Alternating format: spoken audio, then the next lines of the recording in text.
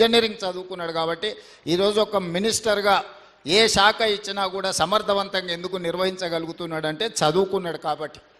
రేపటి భవిష్యత్తు కూడా చదువు మీదనే ఆధారపడి ఉంటుంది.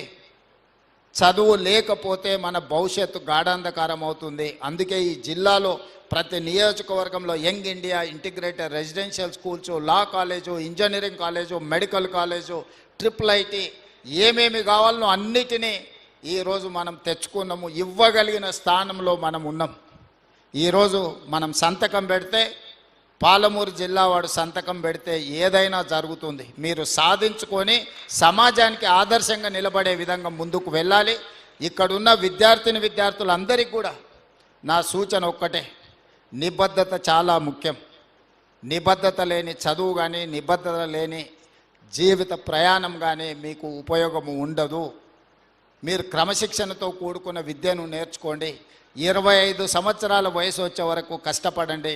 ఆ తర్వాత 75 సంవత్సరాలు మీరు సుఖమైన జీవితము, మీ జీవితంలో గౌరవం, అన్నిటికంటే సమాజంలో మీకు గౌరవం తెచ్చిపెడుతుంది చదువుకున్న వాళ్ళకు.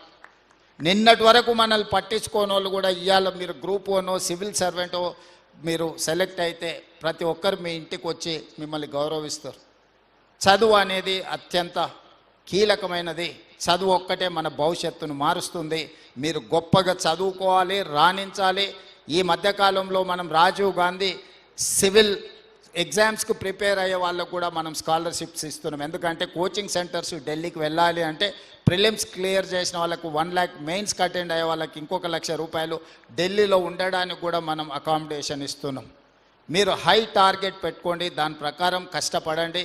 తప్పకుండా ఈ ప్రభుత్వం అండగా నిలబడుతుంది. దేశంలో ఏ మూలకి వెళ్ళినా తెలంగాణ వాళ్ళు, పాలమూరు వాళ్ళు IASలు, IPSలు ఇతర రాష్ట్రాలలో కూడా ఉండాలి. ఈ రాష్ట్రమే కాదు, ఏ రాష్ట్రంతో కేంద్ర ప్రభుత్వంలో మనం నిధులు రాబట్టుకోవాలంటే కూడా మన వాళ్ళు ఎవరైనా IAS, IPSలు ఉంటే మనకు అత్యధికంగా నిధులు వస్తాయి.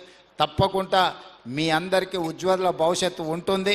సంవత్సరం తిరిగే లోపల ఇక్కడ IIIT బిల్డింగ్ కట్టి ఒక మంచి క్యాంపస్ క్రియేట్ చేసి చదువుకోవడానికి ఒక మంచి వాతావరణాన్ని ఏర్పాటు చేయడం జరుగుతుంది. జీవితంలో ఏ స్థాయికైనా ఎదగండి. కన్న తల్లిదండ్రులను, పుట్టి పెరిగిన ఊరును మరవకండి. కన్న తల్లిదండ్రులకు గౌరవం ఇవ్వని వాళ్ళు, కన్న తల్లిదండ్రులను మంచిగా చూసుకొని వాళ్ళు ఏ హోదాలో ఉన్నా కూడా అది నిష్ప్రయోజనమే. తల్లిదండ్రులను బాగా చూసుకోవాల్సిందిగా సూచన చేస్తూ మీ అందరి దగ్గర సెలవు తీసుకుంటున్నాను.